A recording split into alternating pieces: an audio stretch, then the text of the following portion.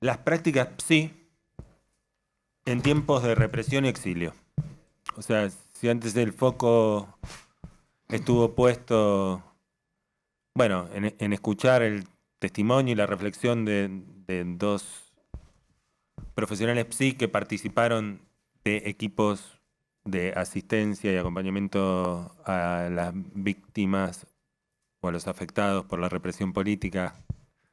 Ahora vamos a ampliar un poco la mirada y pensar cómo era atender, cómo era trabajar, cómo era asistir, cómo era enseñar, cómo era habitar una institución PSI en tiempo de dictadura. Para eso contamos con... Me estaba olvidando de algo importante. Tenemos dos ausencias, por suerte por motivos leves, en esta mesa. Falta Alejandro Daff, el director del Centro Argentino de Historia PSI, que iba a ser el coordinador de la mesa, porque hoy no pudo arreglar otra fecha para una pequeña operación de una hernia que salió muy bien.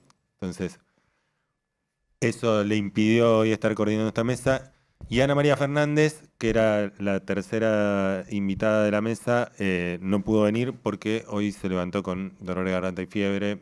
Entiendo que está bien, pero suspendió todas las actividades del día, con lo cual contamos aquí con la presencia de Juan Carlos Estañaro y Andrés Raskowski. De hecho, va a empezar Andrés y voy a presentarlo.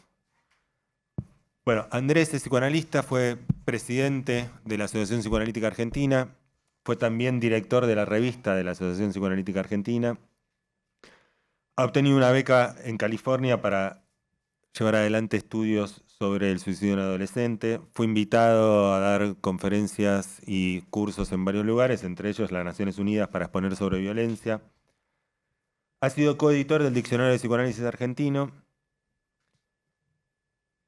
En Bahía, en Brasil, fue uno de los promotores de los psicoanalistas que promocionaron y organizaron un poco una parte del movimiento psicoanalítico en la zona de Bahía, junto con Emilio Rodríguez, con Córdoba, con Orné. Y ha sido analizado por Ángel Gárgama, Fernando Ulloa, Janine Puget y por Goldstein.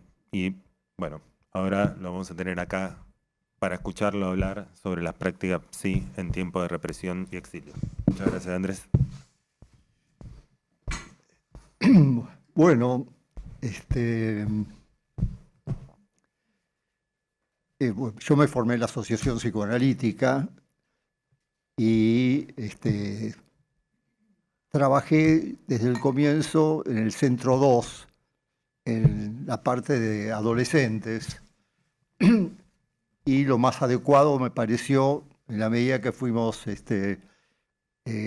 avanzando y convocando mucha gente, Manuela Pedraza, yo me especializaba en adolescentes, había salido un poco de la adolescencia en esa época, así que formamos grupos. Entonces la formación, la terapia grupal era la indicación en el centro 2, mientras no se demostrase lo contrario, los pacientes iban a grupo. Este, Grupo que después se extendió a mi consultorio también privado, y tenía muchos grupos de psicoterapia grupal o de psicodrama también. Yo era amigo Tato Pavlovsky, se había analizado primero con mi mamá, después con mi papá. Y después yo supervisaba con él y estudiaba con él, y en una época con Hernán Kesselman, que ellos trabajaban juntos. Entonces la indicación grupal era muy importante. La mitad de mi consultorio era de grupos, aparte de lo que trabajaba en el centro de salud, y después en una cátedra de psicología social en El Salvador, con Edgardo Musso, que hacíamos el estudio teórico, después hacíamos con los alumnos grupos de reflexión, light para no entrar muy profundamente en la problemática de cada uno, y después íbamos a la villa para contemplar la problemática psicosocial. Experiencia muy rica, ¿no? Los grupos implicaban que cada uno veía de grupos sociales distintos, es decir, de comunidades de goce, como decía Lacan, diferentes ideologías. Muchos militaban. Militancia universitaria, pero esa militancia universitaria se fue incrementando y la militancia pasó a ser en la JP un poco más comprometida. Al lado de eso, los compañeros de grupo, muchos vivían dentro de la economía cotidiana con un desconocimiento muy grande de los problemas políticos sociales. Supongo que el gran tema es la desmentida en la cual todos vivimos y la vivencia de lo siniestro posible, que es lo que fue sucediendo en los grupos. Es decir, al mismo tiempo el grupo que permitía confrontarse con ideas distintas de otros, cosa que no sucedía en el individual, por la abstinencia y por la neutralidad y por lo que yo siempre cuidé, la no ideologización del campo terapéutico. Es decir, mantener la problemática ligada a la repetición de la problemática infantil, de las identificaciones y el interrogante sobre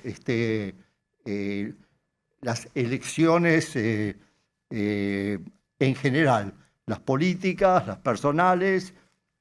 En el grupo esto sucedía en la confrontación entre distintos ideales de los distintos partícipes, que venían de zonas de economía distintas, de clases sociales distintas y de estudios distintos. Había proyectos de profesionales, proyectos de comerciantes, herederos, pero bueno, en el grupo y en las dramatizaciones incluso, yo podía mantenerme neutral y ver las confrontaciones que se hacían.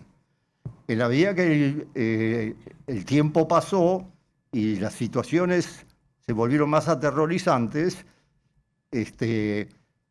mantener la neutralidad era posible en los grupos y quizás actuar como un auxiliar yoico, en el sentido de que había mucha tendencia a actitudes heroicas o a actuaciones comprometidas que podían poner en peligro la vida de muchos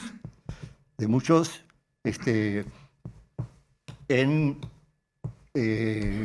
contratos narcisísticos, como decía Diana, en idealizaciones importantes de algunos líderes dentro del campo sí, y en ese sentido las posibilidades psicoanalíticas eran más limitadas, daban lugar más a un psicoanálisis de auxilio yoico, poniendo advertencias, porque en muchos casos el anhelo de heroísmo podía llevar a peligros insospechados.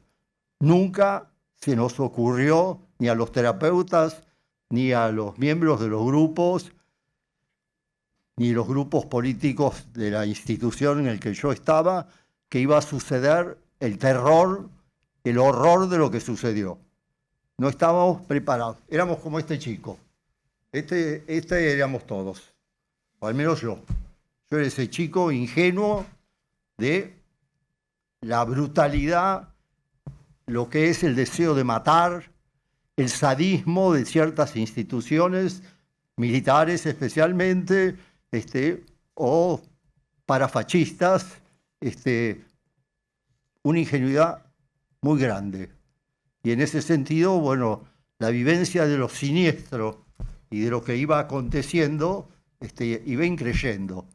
Se prohibieron las agrupaciones una vez que cayó Isabel y la AAA, que era un horror impensado, y creo que esto apunta a la desmentida que tenemos en general, sin la cual creo que quizás sea difícil vivir, porque vivimos en la desmentida de lo que sucede en el país, o en la pobreza generalizada, o en los sueldos de hambre, o en el incremento del suicidio. Destino trágico de la adolescencia, que es la segunda causa de muerte, si no la primera. Hay 3 veces más suicidios que homicidios, aunque ninguno salga en el diario. Leemos acerca de los homicidios cotidianos, pero hay 3 veces más suicidios. Hay 10.000 suicidios anuales en nuestro país y hay 2.800 homicidios. 3 veces más suicidios. Y en el mundo hay 1 millón de suicidios y 30 millones de intentos. 30 millones de intentos de suicidios fallidos y 1 millón, por lo menos, de suicidios acaecidos. Trabajé en el centro del suicidio que se investigaba si había habido consultas psiquiátricas previas al suicidio.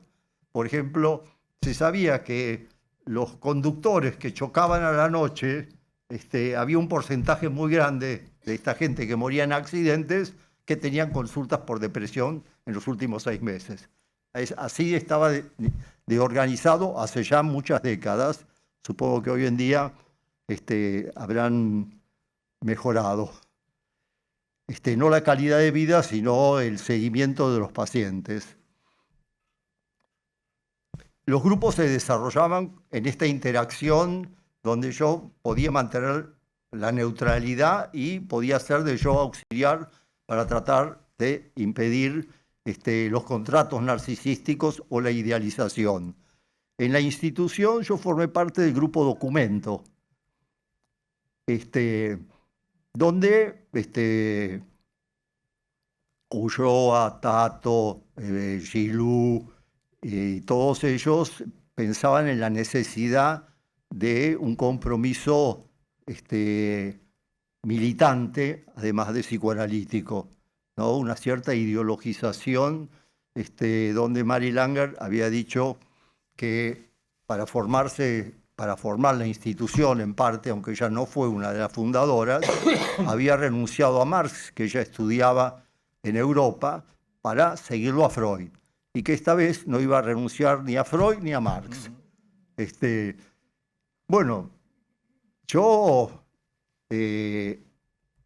no había incursionado excesivamente en política y estudiaba con Rosichner y con Ciarreta, tratando de comprender hacia dónde nos dirigíamos, pero con bastante escepticismo, porque creía más en la psicología de las masas y el análisis del yo, el peligro de la idealización del líder, por más que fuese psicoanalista, que en la realidad de la dictadura del proletariado a la cual apuntaba la lucha de clases y Carlitos Marx.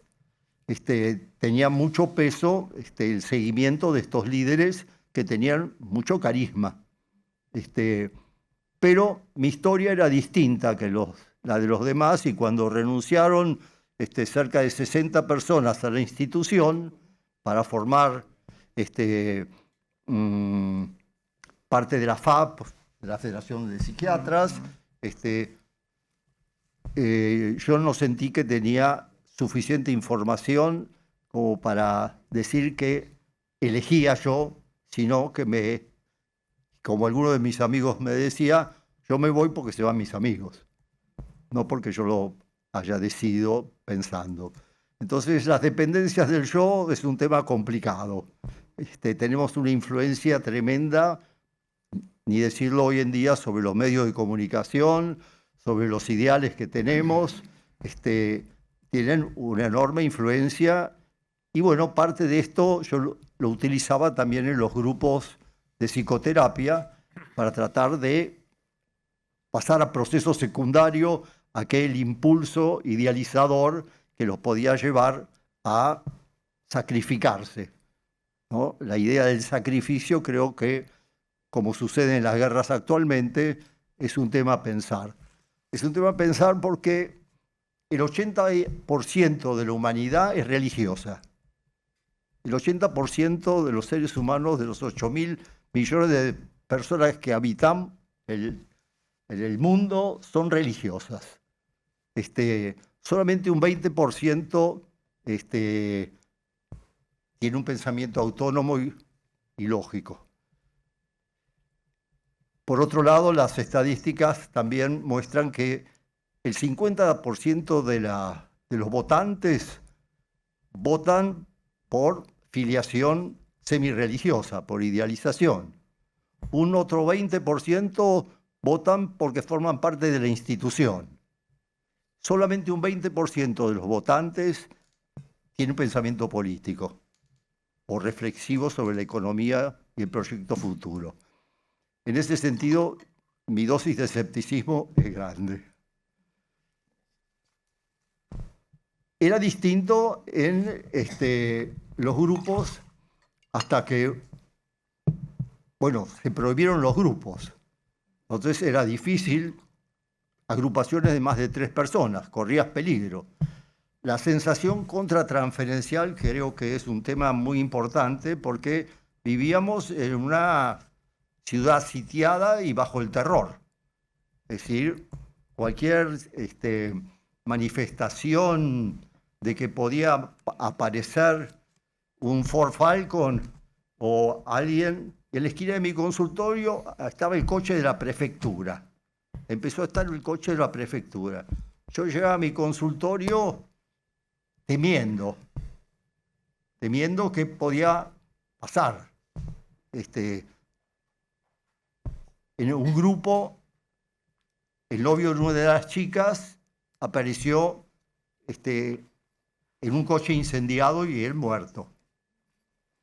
Este nivel de conmoción para el grupo, para gente que no militaba o que no estaba en la universidad o que proyectaba solamente tratar de comprender su historia, eran situaciones de terror. Si hablamos de la alienación del psicoanalista y la contratransferencia y uno como contenedor de tales niveles de angustia que bordeaban el sacrificio, la muerte, las posibilidades, bueno, era difícil sostenerse, ¿no? Fácilmente uno pasaba a la actuación o al contrato narcisista y a la idealización de alguna figura que te protegería supuestamente. El grupo de alguna manera era continente y permitía el diálogo y interrogar a aquellos que corrían cierto riesgo por su militancia. En una supervisión, una psicóloga me decía que venía a su consultorio un militante de la JP, pero que a veces venía armado. Yo tenía que decirle que ella corría riesgo. Parecía como cómplice al no denunciarlo. Por supuesto no lo iba a denunciar, pero tenía que hacer que él no llegase a la sesión armado. Bueno, este es el tipo de problemáticas que se planteaban. Creo que en el trabajo individual, la posibilidad de mantener la abstinencia ideológica era más posible, era posible. Pero claro, si vos pertenecías a una institución que tenía tal nivel de compromiso ideológico político, algo de eso instintivamente o inconscientemente te afectaba. Quizás no lo verbalizabas, pero tenías que estar cuidándote contratransferencialmente, porque el tono de la voz, las indicaciones o las interpretaciones podían tener fácilmente un sesgo ideológico y muy complejo. La práctica era muy compleja. Una pacienta, que era una militante muy comprometida, tenía una pareja que había sido baleada y estaba cuadripléjico, solamente podía mover un brazo. y había recibido múltiples tratamientos porque era una figura importante. Pero este hombre quería matarse. Obviamente, digamos, yo podía acompañarla, hacer de continente, mientras no trajese armas, tratar de comprender cómo había llegado a esta situación. No podía cuestionar su militancia, podía cuestionar las situaciones de excesivo riesgo y desafío. La psicopatología del desafío o de actuaciones perjudiciales para ella. Él quería suicidarse, pero no tenía cómo. Solamente podía mover un brazo. Así que solamente él necesitaba que le pusiesen la pistola en la mano y lo llevasen a un lugar que pareciera neutral. Es decir, que no se descubriese. Y ella lo hizo.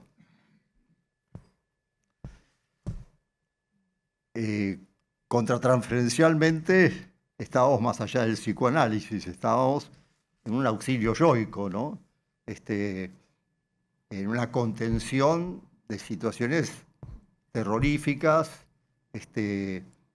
y en un nivel de desmentida, porque después uno salía por la calle y no sabías si te estaban siguiendo o no.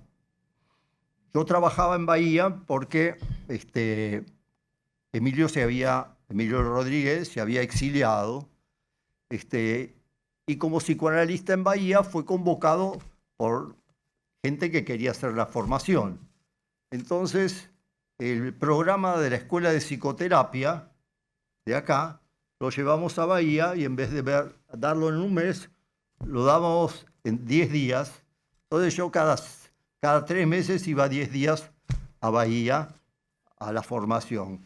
En ese momento los bahianos o los brasileros estaban en una situación económica muy cómoda, así que convocaban a figuras del psicoanálisis internacional.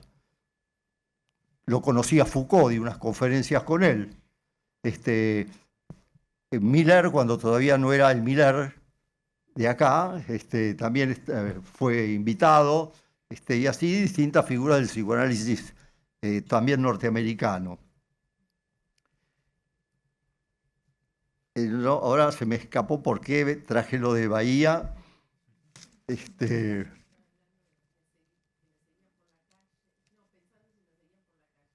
Sí, si a uno lo seguían por la calle, claro. Sí, porque cuando me fui a Bahía una vez, un colega me pidió si podía quedarse en mi casa esos 5 días. El colega en realidad se lo prestó a su hermana, una casita que yo tenía en Belgrano, chiquita, pero donde yo estaba solo.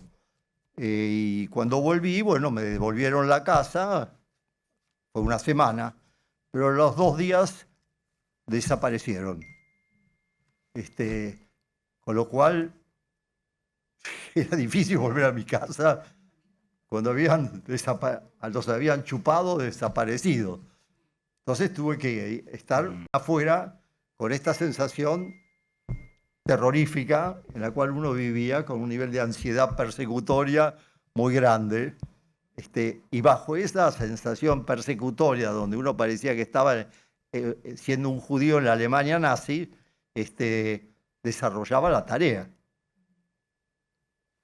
Después de esta señorita, de esta militante, venía una paciente que desconocía el nivel de problemática social, el nivel de terrorismo de Estado, que, bueno, no se enteraban, ¿no?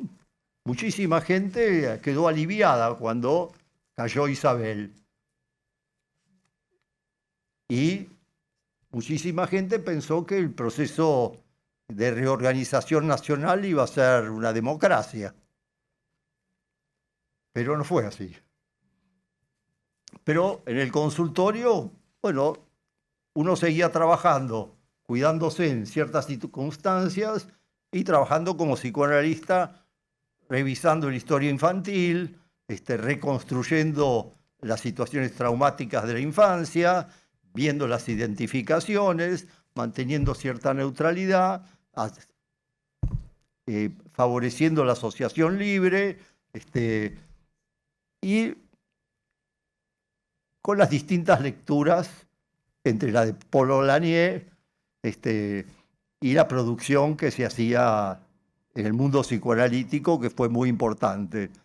El libro que fui coeditor acerca de el diccionario del psicoanálisis argentino está escrito por 147 personas, con distintos capítulos y títulos originales. El tratamiento de aquellos emergentes de situaciones traumáticas extremas, entre otras cosas. Pero claro, en estas situaciones traumáticas extremas, a veces es muy difícil mantener la abstinencia. Después de esta señora o de los colegas en formación que atendía individualmente, venía el hijo del jefe de policía de la provincia, que tenía un padre tremendamente sádico, violento, y que tenía una historia infantil tremenda, de castigo. ¿Cómo hacía uno para mantener la abstinencia, la neutralidad y no involucrarse, no contraidentificarse con los objetos internos de estos pacientes, con el padre sádico, no juzgar, sino seguir trabajándolo?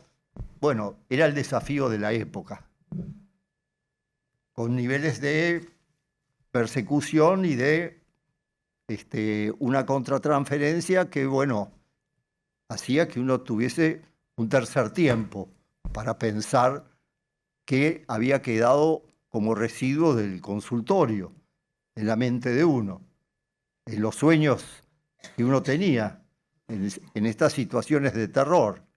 Cómo no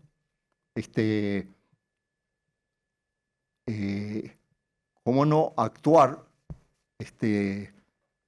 aspectos de la problemática que uno había trabajado con los pacientes, porque no era solamente lo que relataban, sino la violencia interna que había, la rebelión que uno podía sentir y tener, y cómo uno podía identificarse fácilmente con deseos vengativos.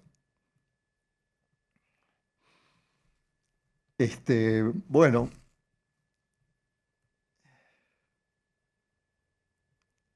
simplemente el coche de prefectura en la esquina de mi consultorio me hacía garantizar de que pronto me iban a chupar a mí también. Uno de los primeros secuestrados había sido el marido de mi prima, Pancho Velagamba, que justamente estaba en un grupo de psicoterapia, conduciendo el grupo.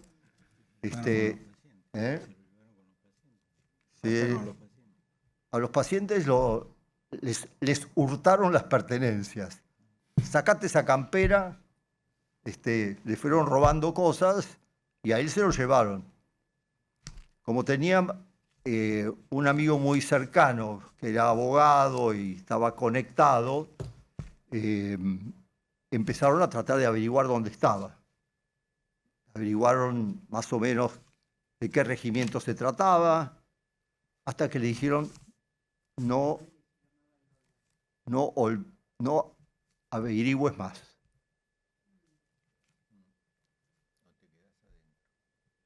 O te va a pasar a vos.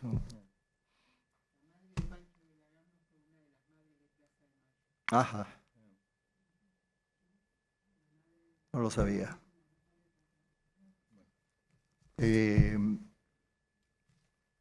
Yo también tenía en ese momento una amiga que cuando Emilio y todos ellos se fueron a instalar a Bahía, yo tenía un hijo de 2 años, una hija de 2 años, me fui al Uruguay a pasar el mes para tratar de digerir un poco que me quedaba sin mis aliados, psicoanalistas, psiquiatras, Y esta amiga me dijo, mira, yo tengo una persona que creo que te puede averiguar si te están buscando. Y entonces llamame dentro de 2 semanas. Entonces la llamé a las 2 semanas y me dijo, mira, me dijeron que no estás en la lista actual, que no estás en la siguiente, pero que sí estás en la tercera lista. Así que este señor te recomienda que no vuelvas. Así que me quedé 1 año afuera, trabajando en Bahía en parte y dejando los grupos. Como en 2 de los grupos que tenía había psicoanalistas formados, el grupo continuó con los que eran pacientes como conductores del grupo.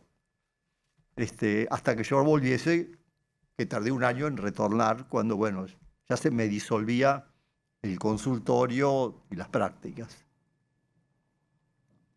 Épocas difíciles, me identifico con ese chico ingenuo.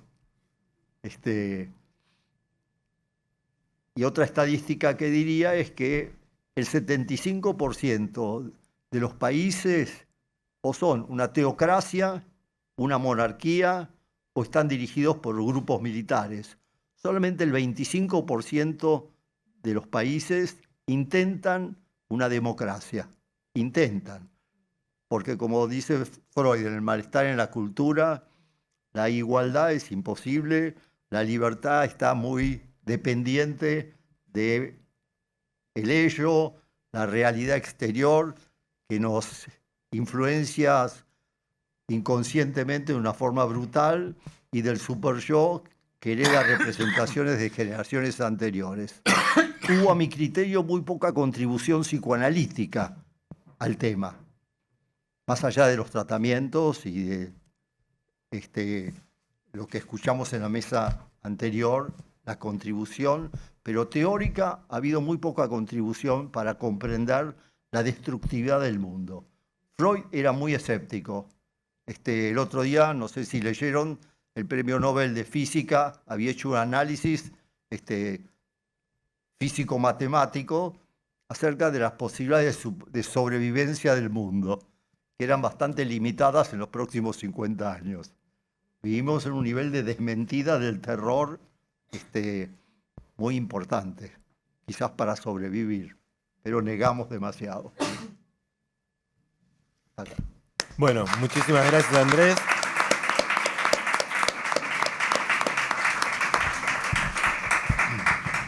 Ahora va a tener la palabra Juan Carlos Estañaro, que entre otras muchas cosas es profesor titular consulto del Departamento de Psiquiatría y Salud Mental de la Facultad de Medicina de la UBA y es el director del Instituto Superior de Formación de Posgrado de la Asociación de Psiquiatras de Argentina, APSA. Gracias, Juan Carlos. Gracias, Luis. Muchas gracias a vos y a Alejandro por esta invitación y compartir este momento que me ha resultado muy singular en relación a cualquier otro de los que compartimos con otros colegas, a veces mesas redondas, encuentros, un congreso multitudinario hace poquito. Pero esto llegué con esa impresión de que íbamos a tener algunas mesas redondas más o algunas charlas más y poquito a poquito me fue invadiendo una cantidad de recuerdos, de vocaciones, de cosas que lo ha convertido en algo muy singular. ¿Están cansados? ¿Se bancan media hora más, 45? ¿Sí? No, bueno. No, les digo, porque a las 9 cierra el parking y me dejan el auto adentro. Ya me avisaron, y eso lo lamento, pero necesito para trabajar. Estaba pensando hablar sobre la memoria en la casa de la memoria, ¿no? Porque ¿qué es una biblioteca? Es un depósito de memoria. Y a medida que empezaron a hablar y comentaban estas cosas y entraba en el túnel del tiempo, ustedes saben, yo hago clínica psiquiátrica, pero también hago historia de la psiquiatría, historia de la medicina, ¿no? Entonces tengo la costumbre eso de, cuando investigo algún tema me meto en el túnel del tiempo y termino con Levita, Galera o qué sé yo, porque si uno no convivencia de alguna forma con el personaje o la época en la que está investigando, ¿no es cierto?, pierde cosas. No es el único recurso del que nace historia, pero es uno de los recursos necesarios y es muy placentero. Y me pasó acá, pero de repente dije, che, hay que salir de acá después. Ustedes no saben lo que es eso. Lo contaba Andrés recién. Hay que salir después y mirar para los dos lados, ¿no? Y que no esté el patrullero o el Falcon afuera. Estábamos medio confabulando acá adentro, ¿no? Guarda.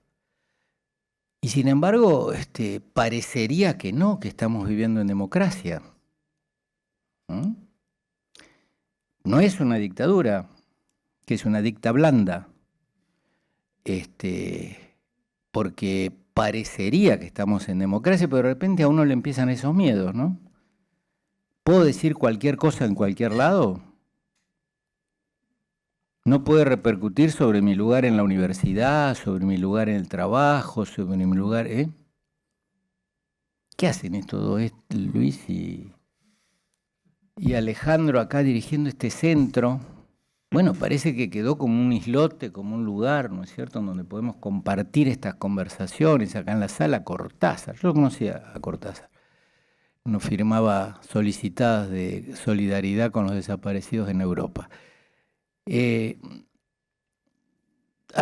había preparado algo, más que nada un punteo para pensar por qué se había llegado a ese grado de represión a los psiquiatras, psicólogos, psicoanalistas. Porque por ejemplo, en medicina, entre todas las especialidades médicas, los más atacados fueron los psiquiatras. Los más atacados fueron los psiquiatras. ¿Y por qué? Apuntando sobre todo a ustedes, a los más jóvenes, que no conocen esa historia, cómo se fue dando. Fue una historia interna de las especialidades psi, pero en un contexto nacional e internacional en el que si no militabas no conseguías novia. Sí, de repente uno iba a bailar y la sacaba a la chica y la chica decía, ¿dónde militas? Y si uno le decía, no, yo no milito, y se iba a tomar una Coca-Cola y te dejaba parado. Era erótico militar. Pero no solamente era erótico militar, es que era erótico vivir, porque todo parecía que apuntaba en una dirección determinada. Mayo del 68, decía ella. Las luchas de liberación en el África, Angola, Guinea-Bissau, Cabo Verde, Mozambique, Portugal y Francia corriendo hacia el norte, hacia Europa, cruzando el Mediterráneo, porque los habían cagado a patadas. Los yanquis colgados de los helicópteros huyendo de Saigón. Los campos de las universidades norteamericanas en Berkeley, los estudiantes tiroteados por la Guardia Nacional norteamericana, el poder negro en Estados Unidos, la contracultura, el Congreso en Londres. Cuando se habla de mayo del 68, ojo, empezó en Egipto. La primera revuelta estudiantil fue en Egipto, giró por todo el Medio Oriente, pasó por los Balcanes y culminó en Europa, que es en donde se supo. ¿Cómo nos enteramos de eso nosotros? De todas esas cosas que estaban ocurriendo. Porque en la revista Primera Plana aparecían acá las crónicas de los cronistas cuyos nombres no están. Yo tengo la colección de Primera Plana. No están quiénes eran los que fueron a cubrir la nota en Egipto, Medio Oriente, Balcanes y París. Pero te iban contando lo que iba pasando.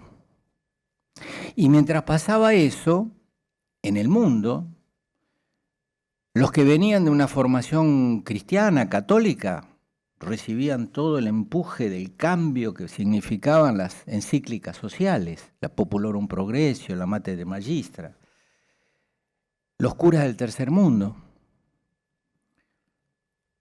Así que para donde te dieras vuelta, parecía que la escalera al cielo estaba el viernes, lista para subir. Y eso, cuando te agarra a los 18, 19, 20, 21 años, tiene un efecto explosivo. Explosivo. Era una generación que yo creo que creíamos que teníamos la obligación y el derecho de agarrar el mundo con las manos y convertirlo en otra cosa. todas las injusticias del mundo que veíamos, sentíamos que teníamos la posibilidad de cambiarlas. Claro, había distintas vías para intentarlo, algunas pacíficas, pero resulta que se había producido la Revolución Cubana, estábamos en el medio de la Guerra Fría. Esto que yo les contaba de África había sido violento, a tiros. Entonces aparecía como método, ¿no es cierto?, la lucha armada. También agrupaciones políticas igualmente embarcadas en el cambio que decían no, la lucha armada no. O confesionales, como por ejemplo el movimiento de la izquierda católica, ¿no es cierto? Padre Mujica, por ejemplo, ¿no?, que dio su vida justamente por ese testimonio de me opongo radicalmente a la injusticia social, pero no voy a tomar las armas. Alguien las tomó contra él. Bueno, estábamos en esta disyuntiva y todo eso a gran velocidad. Ustedes imagínense que entre el año 64, en que un grupo de psicoanalistas de izquierda se fueron a la FAP y el golpe de Estado en el 76, pasaron 12 años. Pero no fue exactamente igual, fue progresivo, como si uno corriera por un plano inclinado, ¿no? Cada vez se iban agolpando y produciéndose más rápido los acontecimientos. Porque 2 años después de ese grupo de psicoanalistas que se fueron a la Federación Argentina de Psiquiatras, que era una asociación bastante conservadora, radicales, había algunos militantes del Partido Comunista, pero no era revolucionaria ni revolutiva ni nada, pero se fueron algunos psicoanalistas para allá. En el 66 Onganía, la noche de los bastones largos. Ahí ya nos tocó a los jóvenes. Yo recuerdo la represión en la Facultad de Medicina, gases, palos, piedras y qué sé yo, y empezó ahí a germinar en la cabeza. Yo además, a esa altura del partido, ya estaba en la Juventud Peronista. Mi extracción fue peronista y siempre de la izquierda peronista. Y bueno, las cosas se organizaban espontáneamente. Estaba en esa época haciendo la escuela de Pillón. O sea, agruparse era un reflejo como tomar agua, más o menos. Cualquier cosa, o sea, hagamos una reunión, ¿no? ¿A qué grupo pertenece? Hagamos una reunión. ¿Quién coordina, che? ¿Cuál es el punteo? ¿De qué hablamos? Saquemos conclusiones, ¿no?, antes de irse. ¿Cuándo nos volvemos a reunir? Era para todo. Desde un asado el sábado con los amigos hasta una movilización la semana que viene, o actividades en el hospital, la forma de atender a los pacientes, etc. Bueno, en el 69 fue lo del Grupo Plataforma, que acá se concretó en el 71. En el 69 empezó en Roma, ¿no?, en el Congreso de Roma, ¿te acordás? Y ahí psicoanalistas y psiquiatras se juntan en la FAP. Mary Langer, que venía del Grupo Documento, es presidenta de la FAP del 72 al 74. Pero en el 69 se había dado el Cordobazo. Y eso fue un campanazo que marcó un antes y un después, porque vino el Rosariazo, vino el Tucumanazo, vino el Neuquenazo, es decir, todas puebladas, ¿no es cierto? Y desde el peronismo, la lucha y vuelve de Perón. Y empiezan a aparecer las organizaciones político-militares. Y ahí ya la cosa, cuando se implementa concretamente, con la habilidad y la ingeniosidad y la creatividad de los argentinos, ¿no es cierto?, las organizaciones político-militares eran en serio. Lo supe después en el exilio. Porque en realidad esta historia que les estoy contando tiene 3 etapas. Una bajo la dictadura acá, en 2 partes, cuando estaba legal y cuando estaba ilegal, y una segunda en el exilio. Claro, yo me recibí en el año 70 y entré en el hospital recientemente inaugurado Carolina Tobar García. Primer hospital infanto-juvenil, especializado, etcétera, etcétera. Me mandó Florencio Escardó ahí, por consejo de Echegoyen, que me dijo, anda a verlo a Florencio. Yo lo conocía a Echegoyen, me había formado en algunas cosas con él.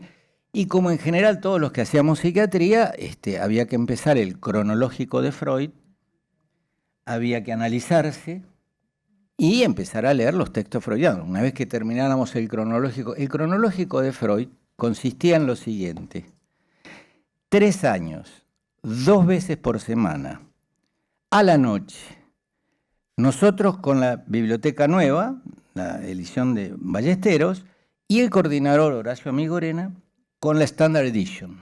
Entonces nos iba corrigiendo la versión española a partir de la otra que fue con la que después se hizo la Morror, ¿no es cierto? Entonces había que leer Freud desde los primeros textos hasta los sociales, todo entero, chucu, chucu, chucu, chucu. Cuando uno terminaba de leer todo eso, tenía que atacar Melanie Klein, obviamente. Por supuesto que había siempre lecturas puntuadas de Winnicott, algún texto de Bion, qué sé yo. Y eso eran los psiquiatras, mientras estudiábamos clínica psiquiátrica. Infanto-juvenil en mi caso, después adultos, qué sé yo, ¿no? Porque éramos psiquiatras dinámicos, ¿no? Que no eran psiquiatras que corrían rápido, eran psiquiatras que tenían además después tuvimos que correr rápido, pero éramos médicos que teníamos una formación en clínica psiquiátrica muy fuerte, clásica, tradicional, de toda la semiología, los síndromes psiquiátricos, etcétera, pero que interpretábamos esa clínica que se nos presentaba, como respaldo nuestro estaba la teoría psicoanalítica, es decir, la psicopatología psicoanalítica. Y como buenos médicos abordábamos los métodos orgánicos, es decir, la psicofarmacología, naciente en esa época, digamos, porque hacía poco que estaba, y aplicábamos una psicoterapia de inspiración psicoanalítica. Gran tema de discusión, ¿no es cierto?, con las psicoterapias breves, las psicoterapias de emergencia. Pero bueno, el problema que se planteaba era que como pensábamos que la atención sí tenía que ser para todo el pueblo, la atención individual del psicoanálisis era imposible. Por eso aparecen los grupos, por un lado, y por otro lado todas las adaptaciones psicoanalíticas posibles en forma de psicoterapias breves, de emergencia, de familia, etcétera, para poder atender más gente. ¿Mm?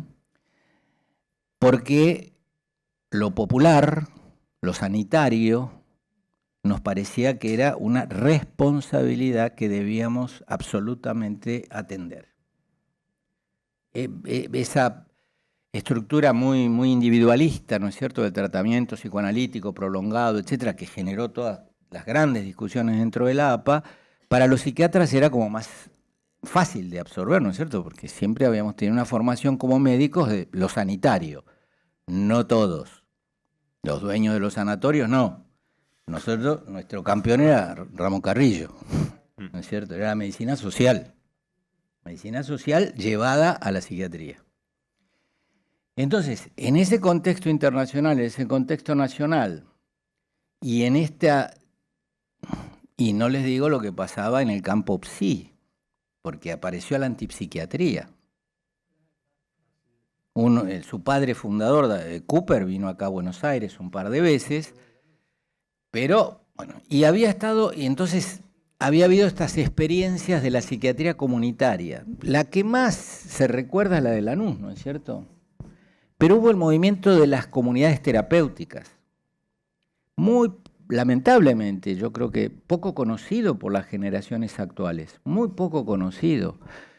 En la comunidad terapéutica del doctor Guedes Arroyo en Paraná, la comunidad terapéutica del doctor Raúl Caminos en Federal, la comunidad terapéutica de Grimson en Loma de Zamora, esa por ahí la conocen un poco más, la experiencia de él, pero también el servicio de Hugo Rosarios en el Pirobano, el hospital de día de niños que funda Badaraco, de adultos que funda Badaraco en el Borda, y 3 años después del primero que se funda en París, el que fundamos en el Tobar García, el primer hospital de niños psicóticos en la Argentina y en América Latina, en el Tobar.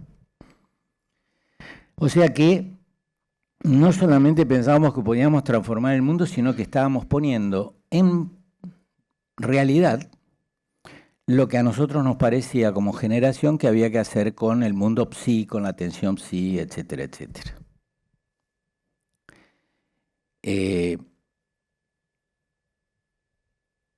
Por supuesto que a todos nos sorprendió muchísimo la violencia con la que irrumpen las 3A primero y luego lo que pasa con el golpe de Estado a continuación. Pero yo creo que a unos más que a otros. A mí, con mi extracción peronista, me sorprendió, como a muchos, pero no completamente, porque había vivido el bombardeo en Plaza de Mayo, por ejemplo, en el que casi muere un tío mío, llegó a mi casa 1 hora después y yo era chico, vi los aviones bombardeando la Plaza de Mayo, lo vi. Algunos de los fusilados militares del sublevamiento del general Valle, Ibaceta y Tanco, eran conocidos de mi padre. Los mataron ahí en la penitenciaría de la calle Las Heras, donde está ahora esa plaza, ¿no? Bien, bueno, ahí estaba la penitenciaría de Las Heras. Los fusilaron ahí. Entonces, claro, circulaba en casa la información de, che, la viuda fue, habló con Aramburu, pidió que no, qué sé yo, y vos sabés que parece que pues sí, al día siguiente lo habían fusilado. Para ese momento era una cosa tremenda. Es decir, que yo había visto el odio oligárquico. Lo había visto actuar. Por supuesto que me sorprendió el 76, la magnitud. Bueno, seguí trabajando en el hospital después del golpe de Estado. Le habíamos tirado un poquito la cola al tigre porque los hospitales, nosotros en el hospital Tobar García habíamos disuelto la asociación de profesionales. Ahora estoy en la asociación de psiquiatras, ¿no? Pero ahí habíamos disuelto la asociación de profesionales, que teníamos una sucursal de FAPA, digamos, pero la disolvimos y nos afiliamos todos a ATE, porque había un significante que no se mencionó hoy, que los que estábamos en esta movida, nos llamábamos después en el centro de docencia e investigación, en la coordinadora, etcétera, nos llamamos trabajadores de salud mental. Guarda, trabajadores de salud mental. Y por eso disolvimos esto y nos afiliamos a ATE. Yo era delegado de ATE en ese momento por los profesionales. ¿Okay? Y pasó con varios hospitales. Entró el Rivadavia, el Moyano, el Borda, Talleres Protegidos y qué sé yo. Le hicimos una huelga a López Rega al final del gobierno, que duró como 1 mes y medio, con distintas reivindicaciones, salariales, etc. En el caso nuestro, en el hospital de día, la reivindicación era conseguir el boleto gratuito para que las mamás que no tenían recursos pudieran viajar con sus chicos todos los días ida y vuelta al hospital de día. Porque es una limitante de la inserción del paciente en el hospital de día. Bueno, las cosas fueron así hasta que el interventor militar que llegó, capitán de navío Copes, que después fue interventor del Borda, nos llamó a los jefes de servicio. Yo era jefe de hospital de día, se imaginan qué tupé, ¿no? Así, un muchachito joven. Pero claro, como nadie sabía lo que era un hospital de día, y en el 73, 74 era todo asambleas y todo reuniones, el director del hospital dijo, ¿qué van a hacer ahí? Y no sé, vamos a hacer un hospital de día. Habíamos más o menos leído en qué consistía, y dijo, bueno, está bien, no sé, lo pondremos en la estructura, hagan una reunión, hagan una asamblea y elijan un jefe. Así que yo salí democráticamente por asamblea. Lo cual prueba que las elecciones democráticas no necesariamente designan a una persona con la capacidad suficiente como para ocupar el cargo. Anoche habrán visto a nuestro presidente de la República, que no está loco, y si está loco que lo curen, pero a mí no me gusta hacer psicología de la política. Será quien es, le pasará lo que le pasa. Quizás como médico y obligado por mi ética profesional y por mi posición en la vida, si aparece este personaje sufriente y me necesita y no tengo manera de que otro lo socorra, no se rían, porque me ha llegado al consultorio un torturador, por ejemplo, que me contó que había hecho tal y cual cosa. Me pasó, 3 veces me pasó. Participado de los duelos de la muerte, de los vuelos. Entonces le pregunté, ¿usted ha denunciado esto? Porque fue la primera entrevista nomás, me lo largó en la segunda. ¿Ha denunciado esto? No, me dijo, ¿por qué voy a denunciar esto? Yo estoy de acuerdo con lo que dice. Ah, usted está de acuerdo, bien. Por lo menos sabe a quién tiró al agua, qué sé yo, le dio satisfacción. No. Bueno, entonces agarré un papelito, le anoté la dirección del Hospital Churruca, la dirección del Hospital Militar, la dirección del Hospital Naval. Me dijo, ¿usted está haciendo abandono de paciente? Le digo, no, 50 kilómetros a la redonda para hacer abandono de paciente. No me vas a correr con esa. Le di y le dije, váyase, acá no lo quiero ver. Sí, te puede pasar. Le hice pagar la entrevista, eso sí. Antes que sería, le dije, pague la entrevista. Estábamos en el hospital y el interventor nos llama un día al doctor Hugo Fránano, que era el jefe de internación. También éramos todos muy jóvenes, el promedio del hospital en ese momento era 27, 28 años.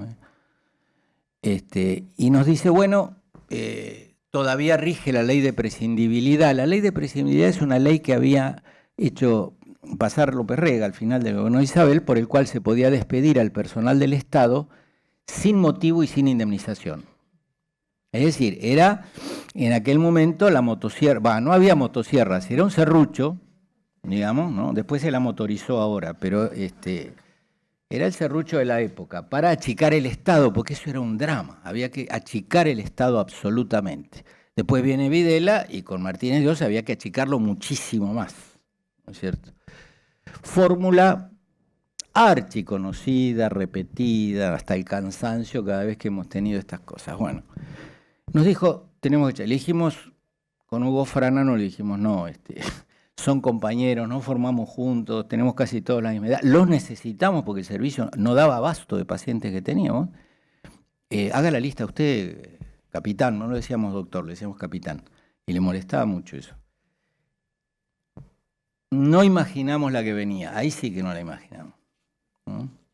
Nos dijo, bueno, al día siguiente nos dijo, ustedes son los 2 primeros prescindibles, nos sonreímos cancheramente, porque dije, y detrás estaba el monstruo, ¿no? Una semana después allanan mi domicilio.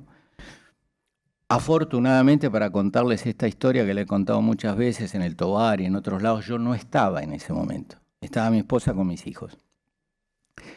Se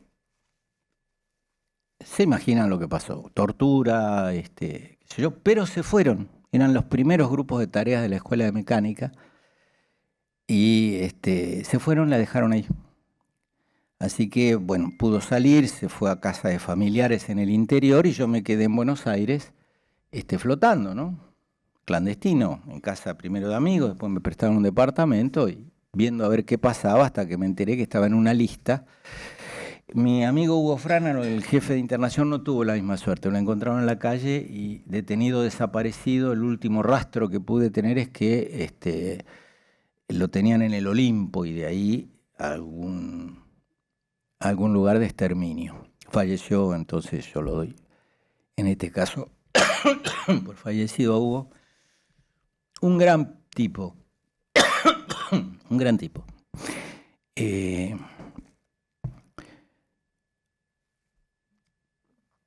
Entonces viene esa segunda parte de qué pasó, dicen acá, ¿no? Como en el exilio, en el periodo ¿no? Ya yo no podía atender mis pacientes, estaba preocupadísimo. La preocupación principal es que había dejado chicos gravemente perturbados que yo atendía en el hospital, abruptamente cortados. No podía volver al hospital al día siguiente, había un falco en la puerta del hospital. Y ahí empezaron ciertos recursos, llamados subrepticios telefónicos, llamados, qué sé yo, a compañeros para hacer la derivación de esos pacientitos y transmitirles las últimas cosas que habían pasado en el tratamiento para cuidarlo a los chicos porque eran chicos muy, muy frágiles. Y entonces pasa la segunda parte en la que soy paciente ahí. Paciente, consultante, como decía, bueno, no queremos que sean pacientes, porque eran compañeros que estaban bajo una situación traumática, mi esposa. Entonces hablo con algunos compañeros de los que estábamos en el frente del Centro de Docencia e Investigación y qué sé yo, y me dan una dirección para que vaya con mi esposa, que está muy, muy movilizada por la experiencia que había atravesado, y cuando entro había un compañero que nos atiende, ahí. Era Juan Carlito Gornovich, que nos da una serie de entrevistas en distintos departamentos y a mí se me interrumpe mi análisis porque mi analista me dice, no vengas más. Se asustó, tuvo miedo, comprendí, me dijo, por favor, no vengas más. Porque después del allanamiento, una de las primeras días, fui a verlo al consultorio en el horario habitual y le dije, me pasó esto. Me dijo, bueno, se panicó, me dijo, no vengas más. Entonces, por la misma vía que habíamos tenido esas entrevistas con Juan Carlos, pedí también, porque yo tenía ganas de hablar un poco de qué pasaba, y así es interesante cómo se dio la asistencia o el acompañamiento de este tipo de situaciones o casos de militantes, porque yo me consideraba un militante en ese momento, ¿no? Bajo la dictadura. Y apareció en mi vida Mario Fuchs. ¿Lo conociste? Fue quizás el periodo ese. Nos citábamos en un bar, nos dábamos la cita de otro bar distinto en el momento que nos separábamos y había que llegar y esperar. Él me decía, ¿llegaste bien? Sí, fenómeno. Bueno, yo preocupado que no le pasara algo a él, porque el macha venenosa era yo. Así que había que sentarse en el fondo de un bar, qué sé yo. La sesión se pagaba con el café, ¿no? Yo pagaba el café. ¿Y con qué pagaba el café? Porque me había quedado sin nada. Nada de nada. Después sí pude empezar a mantenerme solo porque empecé a trabajar de pintor de casas durante unos meses. No tenía otra manera. Porque los compañeros del hospital, cada vez que cobraban el sueldo, hacían una vaca. Y una psicóloga, amiga mía, muy amiga mía, tenía una cita conmigo, estanca, ¿no es cierto?, como le decíamos en ese momento, y me traía unos pesos para que yo pudiera bancar esos primeros 2, 3 meses. ¿No? Funcionaba la red. Empezaba la resistencia.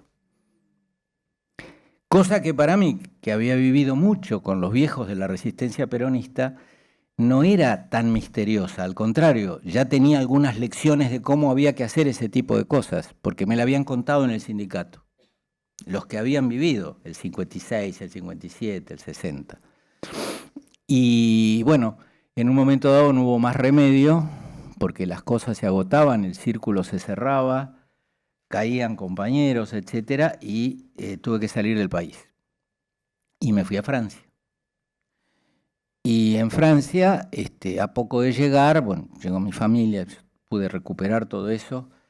Tuve mucha suerte realmente en lo personal y estoy muy agradecido al destino por eso. Empezamos a hacer un trabajo que podría sintetizarse en 3 ejes fundamentales, ¿no? Uno era, si podemos llamarlo, la asistencia a los compañeros que iban saliendo de campos de tortura. Ahí en Francia hicimos la primera conferencia pública de prensa denunciando la Escuela Mecánica de la Armada, pero ya habían salido algunos otros compañeros,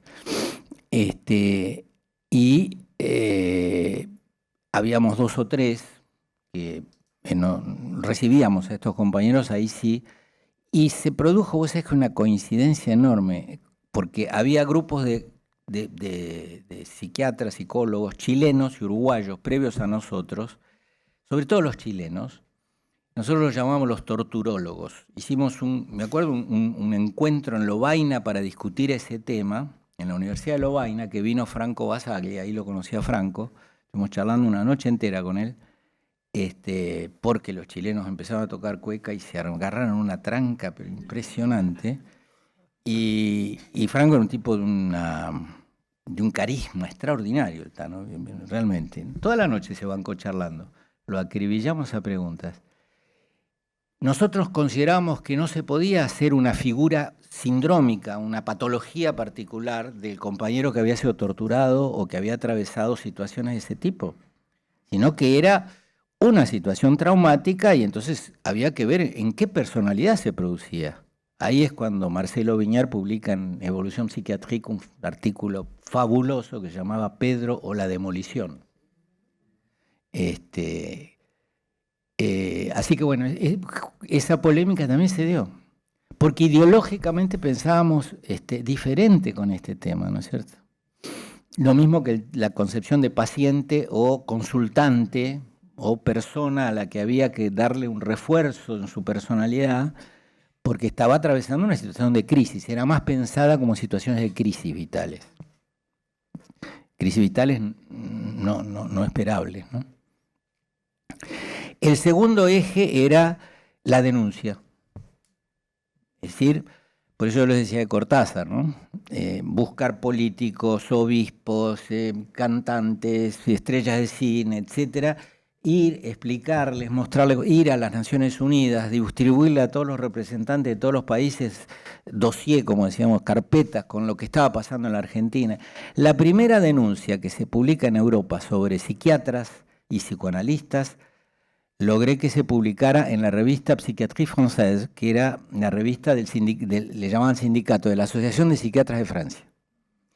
Y la firma el director de la revista y secretario general de la asociación en ese momento, mi maestro, el doctor Charles Brisset. Gran solidario con la situación de Argentina, nos dio manos y nos ayudó en 1000 campañas. Y el tercer eje era el apoyo a los compañeros presos en Argentina, ¿no? La denuncia de los detenidos desaparecidos y el apoyo a los presos. Y el apoyo a los presos se fue armando con cierto ingenio de la siguiente manera. Le explicamos lo que estaba pasando en la Argentina a los colegas de las asociaciones francesas, especialmente la de Brisset. Entonces, ellos convocaban en Francia, en algunos hospitales, a colegas franceses que quisieran tomar como ser padrinos de un preso argentino. Se juntaba ahí la denuncia con la solidaridad, es decir, ellos armaban galas, que eran cenas, pero de repente en el hospital de Montreux, no es, le digo, el hospital de París, en cualquier lugar, y ahí íbamos algunos de nosotros del grupo a contar esa noche lo que pasaba en Argentina, bla, bla, bla. Entonces ese grupo de colegas tomaba a un preso argentino ahijado, digamos, y en esas reuniones juntaban plata. Y nosotros mandábamos esa plata con una traductora de la UNESCO, ¿no? Entre Corpiño, Bombacha, que yo no sé, pasaba con los euros, con los francos de aquella época, y los recibía la gente de familiares detenidos y desaparecidos, que se ocupaba de distribuirlo para que los familiares pudieran ir, viajar, que les cambiaban los parientes de cárcel todo el tiempo, ¿no es cierto? Y no tenían guita para ir a Trelew, volver, irse a Sierra Chica, volver a Buenos Aires, eran del interior, qué sé yo. Y además para poner plata en la cantina, o comprar remedios o determinados regímenes alimentarios, porque los compañeros estaban con algún problema, como le pasaba creo que a Llosa, que estaba con una úlcera de estómago terrible, porque le dolía mucho la espalda a raíz de la tortura, y entonces le daban aspirina, hasta que se ulceró. Estaba con una gastritis erosiva, y encima le daban el rancho de la cárcel, o sea que lo mataban con eso. Tenía que comer dulce de membrillo, dulce de batata, otro tipo de cosas, ¿no es cierto? Bueno, para eso servía el dinero, y se generó todo un circuito de solidaridad internacional en torno a la profesión, es decir, todo esto era... nosotros vivíamos con el cuerpo en el exilio y la cabeza acá, el corazón acá. En diciembre del 83 ganó Alfonsín, ¿no? Está bien. Yo logré que me dieran el pasaporte consular porque no tenía pasaporte en marzo. El tiempo del trámite, llegué el 11 de marzo, el aniversario de la elección de Cámpora, a la Argentina de vuelta.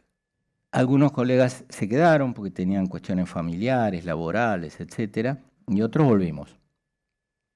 Es decir, que fui recorriendo, tuve la suerte del destino, ¿no es cierto?, de poder recorrer todos esos momentos, ¿no? Es decir, como médico, bajo la represión y tratando de resistir en el hospital, como militante clandestino atacado por la represión, ¿no es cierto?, que Coete se salvó, y como exiliado, ¿no?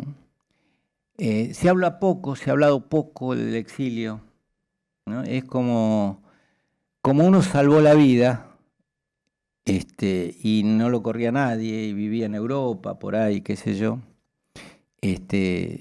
Laburábamos fuerte, ¿eh? Yo tuve 7 años de exilio y conocí solamente Bélgica, porque los ingresos no me daban para mantener 3 chicos e irme de vacación a Alemania, por ejemplo. No era dorado.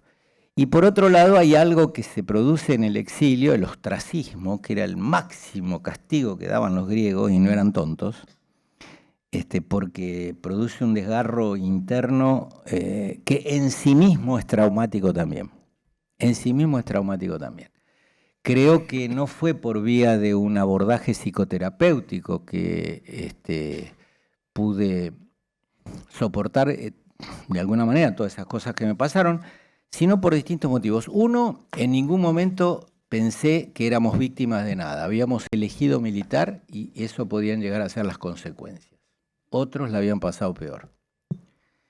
Y en segundo lugar, que no había que dejar en ningún momento la acción, porque en la acción te reconstruías. En la acción de solidaridad, la acción de militancia, la acción te reconstruías. Y así fueron pasando los tiempos. Con respecto a algunas de las cosas que se dijeron acá, y con esto cierro en estos 2 minutos, Luis, quédate tranquilo, que no me olvido del auto. Claro. Se hablaba de la historia, escuché cosas sobre la historia, escuché cosas sobre la batalla cultural, escuché cosas sobre la alienación, ¿no? 3 puntitos así que salieron. La historia siempre es en presente. La historia siempre es en presente. Es decir, siempre se habla de la historia desde un presente que está atravesado por factores ideológicos, por intereses económicos, de poder. Por eso, ustedes fíjense, ¿qué lectura de la historia hace Milei con respecto a la Argentina agroexportadora, de Roca, de la campaña del desierto, ¿no es cierto?, de todo eso? ¿Y qué lectura puede hacer Norberto Galazo de eso? O yo, o seguramente muchos de ustedes, ¿no? Una Argentina oligárquica, y nosotros en esa Argentina oligárquica lo que podemos ver es la miseria de los peones, el genocidio de La Pampa, ¿no? La Patagonia rebelde después, qué sé yo. Entonces, la historia se escribe y se reescribe constantemente. Y la batalla cultural que mencionaba Diana tiene un aspecto que es el histórico. Hay otro, que es la de la construcción del sentido común, es de que se normalice, como pasa a 50 metros de mi consultorio, todos los miércoles la paliza a los viejos. Y se ha normalizado de tal manera, porque yo bajo ahí, se ha normalizado de tal manera que las primeras veces se agolpaba gente en la esquina de Riobamba y Rivadavia, gritaban, insultaban, y ahora pasan los colectivos por la otra banda, porque la gendarmería cruza o la policía cruza, los arrima contra la pared, les pega, pum, pum, les tira gases, y la gente pasa en los colectivos y yo los miro y van leyendo el celular, así, y le pegan los viejos ahí. Eso es normalizar. Eso es meter en el sentido común, ¿no? Lo conocemos, no es nuevo. La campaña, cuando llegó la Comisión Interamericana acá, de Somos Derechos y Humanos, alguien dijo por ahí, algunos se pueden haber sentido aliviados, vos dijiste, que el golpe de Estado había parado con la violencia en la Argentina, la violencia que ellos mismos engendraban. Parte de esa violencia era el Comando Libertadores de América, que eran los milicos de inteligencia vestidos de civil, y las 3A.